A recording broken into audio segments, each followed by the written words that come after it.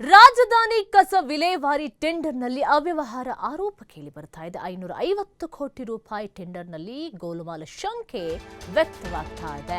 ಜಿಬಿಯ ಪಾಲಿಕೆ ಅಧಿಕಾರಿಗಳ ವಿರುದ್ಧ ಲೋಕಾಯುಕ್ತಕ್ಕೆ ದೂರನ್ನ ಕೊಟ್ಟಿದ್ದಾರೆ. 33 ಪ್ಯಾಕೇಜ್ ಟೆಂಡರ್ನಲ್ಲಿ ಕೆಟಿಟಿಪಿ ಆಕ್ಟ್ ಉಲ್ಲಂಘನೆ ಆರೋಪ ಇದೆ. ಹೈಕೋರ್ಟ್ ಆದೇಶದಂತೆ ಕರೆಯಲಾದಂತಹ ಟೆಂಡರ್ 33ರಲ್ಲಿ 19 ಪ್ಯಾಕೇಜ್ಗಳನ್ನು ಒಂದೇ ಕುಟುಂಬಕ್ಕೆ ನೀಡಿದಂಥ ಆರೋಪ ಕೇಳಿ ಬರ್ತಾ ಇದೆ. ಒಂದೇ ಕುಟುಂಬದ 10 ಗುತ್ತಿಗೆದಾರರಿಗೆ ಕಸ ವಿಲೇವಾರಿ ಗುತ್ತಿಗೆ ಆರೋಪ.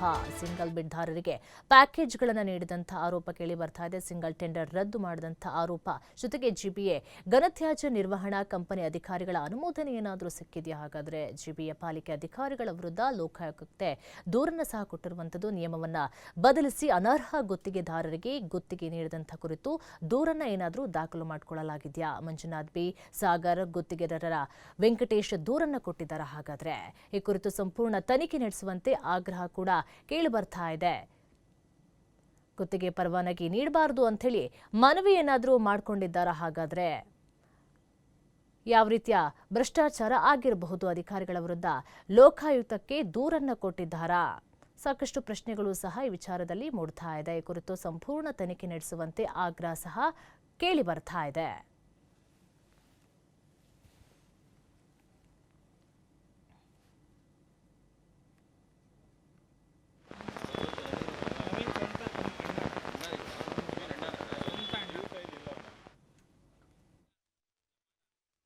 ಕಸದಿಂದ ರಸ ಅಂತ ಹೇಳ್ತಾರೆ. ಅದರಲ್ಲೂ ಕೂಡ ಕಸದಲ್ಲಿ ಸಾಕಷ್ಟು ಸ್ಕ್ಯಾಮ್ಗಳಾಗ್ತಾ ಇರೋದನ್ನು ಹಿಂದೂ ಕೂಡ ಸಾಕಷ್ಟು ವರದಿಗಳಾಗಿರುವಂಥದ್ದು. ಇದೀಗ ಹೊಸದಾಗಿ ಅಂದರೆ ಜಿಬಿಎ ಆದಂಥ ಸಂದರ್ಭದಲ್ಲಿ ಅದರಲ್ಲೂ ಕೂಡ ಘನತ್ಯಾಜ್ಯ ನಿರ್ವಹಣಾ ಕಂಪನಿ ನಿಯಮಿತ ಸ್ಥಾಪನೆ ಆದಂಥ ಸಂದರ್ಭದಲ್ಲಿ ಈಗ ಪ್ಯಾಕೇಜ್ ಲೆಕ್ಕದಲ್ಲಿ ಸಾಕಷ್ಟು ಅನ್ಯಾಯಗಳಾಗಿದೆ, ಭ್ರಷ್ಟಾಚಾರ ಆಗಿದೆ. ಅದರಲ್ಲೂ ಕೂಡ ಭ್ರಷ್ಟಾಚಾರ ಆಗಿದೆ ಅನ್ನೋಂಥ ಆರೋಪಗಳು ಕೇಳಿಬರ್ತಾ ಇರುವಂಥ ಈ ಬಗ್ಗೆ ಸ್ವತಃ ಗುತ್ತಿಗೆದಾರರು ಕೂಡ ಒಂದಿಷ್ಟು ದಾಖಲೆಗಳನ್ನು ಇಟ್ಕೊಂಡು ಲೋಕಾಯುಕ್ತ ಕೂಡ ದೂರ ನೀಡಿರುವಂಥದ್ದು. ಸರ್, ತಾವು ಯಾರು, ಯಾವ ಪ್ಯಾಕೇಜ್ಗಳಲ್ಲಿ ಒಂದು ರೀತಿಯಲ್ಲಿ ಭ್ರಷ್ಟಾಚಾರ ಆಗಿದೆ ಅನ್ನೋಂಥದ್ದು ಆರೋಪವನ್ನು ಮಾಡ್ತೀರಿ? ನಾನು ವೆಂಕಟೇಶ್ ಅಂತ. ನಾನು ಪ್ಯಾಕೇಜ್ ನಂಬರ್ 221 ಪಾರ್ಟಿಸಿಪೇಟ್ ಮಾಡಿದ್ದೀನಿ.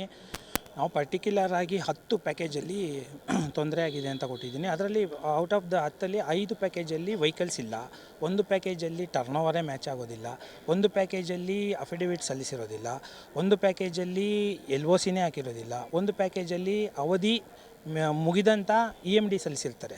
ಇಷ್ಟು ದಾಖಲೆಗಳನ್ನು ನಾವು ಲೋಕಾಯುಕ್ತರು ಕೊಟ್ಟಿದ್ದೀವಿ. ಸರ್, ಎಷ್ಟು ಕೋಟಿ ಭ್ರಷ್ಟಾಚಾರ ಇದು? ಯಾವ ವರ್ಷದ ಭ್ರಷ್ಟಾಚಾರ ಅದು? ಯಾವ ವರ್ಷದ ಅವಧಿಯಲ್ಲಿ ಆದಂಥ ಅಕ್ರಮ ಇದು? ಇದು ಈಗ ಪ್ರಸ್ತುತ ಚಾಲ್ತಿಯಲ್ಲಿರ್ತಕ್ಕಂಥ ಟೆಂಡರ್. ಇದು ಟೆಂಡರ್ ಕರೆದಿದ್ದು 2024-25ನೇ ಒಂದು ಸಾಲಿನಲ್ಲಿ. ಈಗ 26ನೇ ಸಾಲಿನಲ್ಲಿ ಇದು ಮುಂದುವರಿತಾ ಇದೆ. ಕೋರ್ಟ್ ಕೇಸ್ ಇದ್ದುದರಿಂದ ಒಂದು 3-4 ತಿಂಗಳು ಡಿಲೇ ಆಯಿತು. ಇದು ಟೋಟಲು 540 ಕೋಟಿಯ ಟೆಂಡರ್. 540ರಿಂದ 550 ಕೋಟಿ ಭ್ರಷ್ಟಾಚಾರದ ಎಷ್ಟು ಮೊತ್ತ ಆಗಿದೆ ಅನ್ನೋದನ್ನೇ ತನಿಖೆ ಮಾಡಿ ಅಂತ ನಾವು ಹೇಳಿದ್ದೀವಿ. ಇವರು ಎಷ್ಟು ಹಣಕಾಸಿನ ವಹಿವಾಟು ನಡೆಸಿದ್ದಾರೆ, ಯಾರು ಈ ಅಧಿಕಾರಿಗಳು ಇವ್ರ ಜೊತೆ ಶಾಮೀಲಾಗಿದ್ದಾರೆ, ಅವ್ರಿಗೆ ಏನಾದರೂ ಕಿಕ್ ಬ್ಯಾಕ್ ಇದೆಯಾ?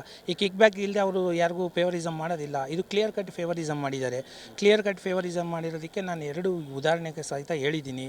46 ಒಂದು ಬಿಡ್ಡಿಂಗ್ಸಲ್ಲಿ ಅವಧಿ ಮೀರತಕ್ಕಂಥ ಅಥವಾ ಡೇಸ್ ಮಿಸ್ ಮ್ಯಾಚ್ ಆಗಿರ್ತಕ್ಕಂಥ ಅಫಿಡವಿಟ್ಗಳನ್ನ ಸಲ್ಲಿಸಿದ್ರು ಅವ್ರನ್ನ TC ರಿಪೋರ್ಟಲ್ಲೇ ಮೆನ್ಷನ್ ಮಾಡಿ ಅವ್ರನ್ನ ಸ್ಪರ್ಧಾತ್ಮಕ ಹೆಚ್ಚಾಗಬೇಕು ಅನ್ನೋ ಒಂದೇ ಒಂದು ಕಾರಣಕ್ಕೆ ಅವ್ರನ್ನೆಲ್ಲ ಒಳಗಡೆ ತಗೊಂಡು ಅವ್ರನ್ನ ಅದರಲ್ಲಿ 13 ಜನ ನೇರವಾಗಿ ಏನು ಕ್ವಾಲಿಫೈ ಆಗೋ ಥರ ಮಾಡಿದ್ದಾರೆ. ಅದು ನಮ್ಮದು ಮೈನ್. ಯಾವುದು ಪ್ಯಾಕೇಜ್ ಇದು? ಯಾವ ಕಾಮಗಾರಿಗಳು ಇನ್ ಡೀಟೇಲ್ಸ್ ಆಗಿ ಹೇಳೋದಾದ್ರೆ? ಇದು ಬೆಂಗಳೂರು ಮಹಾನಗರದ ಪ್ರತಿ ವಾರ್ಡಿನ ಮನೆಯಿಂದ ಕಸ ಸಂಗ್ರಹಿಸುವಂಥ ಒಂದು 198 ವಾರ್ಡ್ ಹಿಂದೆ BBMP ಇದ್ದಾಗ 198 ವಾರ್ಡ್ನ 33 ಪ್ಯಾಕೇಜ್ ಮಾಡಿದ್ರು. ಕಾನ್ಸ್ಟೆನ್ಸಿ ವೈಸ್ ಮಾಡಿದ್ರು. ದೊಡ್ಡ ಕಾನ್ಸ್ಟೆನ್ಸಿ ಇತ್ತಲ್ಲ, ನಮ್ಮ ಮಾದೇಪುರ, RR ನಗರ, ಅದನ್ನು 2 ಮಾಡಿದ್ರು. ಅದಕ್ಕಾಗಿ 28 ಕಾನ್ಸ್ಟೆನ್ಸಿ ಇದ್ದಿದ್ದು 33 ಪ್ಯಾಕೇಜ್ ಆಯಿತು. ಓಕೆ. ಸೊ ಟೋಟಲ್ ಈಗ ನೀವು ಲೋಕಾಯುಕ್ತಕ್ಕೆ ದೂರು ಕೊಡ್ತಿರುವಂಥದ್ದು, ಅದು ಏನು ಮುಂದೆ ಯಾವ ರೀತಿ ಆಗ್ಬೋದು, ಹೇಗೆ ತನಿಖೆ ಯಾವ ರೀತಿ ಆಗಬೇಕಂತ ಬಯಸ್ತೀರಾ ತಾವು? ನಾವು ಇದು ನಿಷ್ಪಕ್ಷಪಾತವಾದಂಥ ತನಿಖೆ ಆಗಬೇಕು. ಮತ್ತು ಅವರು ಈ ಎಲ್ಲ ದಾಖಲೆಗಳನ್ನು ಅವರು ತರಿಸ್ಕೋಬೇಕು. ನಾವು ಡಿನೋವಾ ಟೆಕ್ನಿಕಲ್ ವೆರಿಫಿಕೇಷನ್ ಆಗಬೇಕು. ಅಂದರೆ ನಮ್ಮ ಮುಂದೆ ಡಿಜಿಟಲ್ಲು ಇದನ್ನು ತೆಗೆಸ್ಬಿಟ್ಟು ಮಾಡಬೇಕು ಅಂತ ನಾವು ACSಗೂ ಕೇಳಿದ್ವಿ. ಅವ್ರು ಮಾಡಲಿಲ್ಲ. ಈಗ ಲೋಕಾಯುಕ್ತಗೂ ನಾವು ಕೇಳಿದ್ದೀವಿ, ಡಿನೋವಾ ಮಾಡಿಸಿ ದಯವಿಟ್ಟು ನಮ್ಮ ಮುಂದೆ ಆ ಡಿಜಿಟಲ್ ದಾಖಲಾತಿಗಳನ್ನ ತೆಗೆಸಿ, ಅವರು ಇದರಲ್ಲಿ ಏನೋ ಮ್ಯಾನಿಪುಲೇಟ್ ಮಾಡಿದ್ದಾರೆ ಅನ್ನೋದು ನಮ್ಗೆ ಅನುಮಾನ ಇದೆ. ತೆಗೆದ್ರೆ ಗೊತ್ತಾಗುತ್ತೆ ನಾವು ಸುಳ್ಳು ಹೇಳ್ತಾ ಇದ್ದೀವ, ಅವರು ನಿಜ ಹೇಳ್ತಾ ಇದ್ದೀರಾ ಅಂತ. ಇದು ನಮ್ಮ ಪ್ರಮುಖ ಬೇಡಿಕೆ. ಓಕೆ. ಇದು ಒಟ್ಟಾರೆ ಅಂತಂದರೆ ಮನೆ ಕಸವನ್ನು ಏನು ವಿಲೇವಾರಿ ಮಾಡ್ತಾರೆ ಅಥವಾ ತೆಗಿತಾರೆ, ಆ ಒಂದು ಯೋಜನೆಯಲ್ಲಿ ಕಾಮಗಾರಿ ಈಗ ಅಕ್ರಮ ಆಗಿದೆ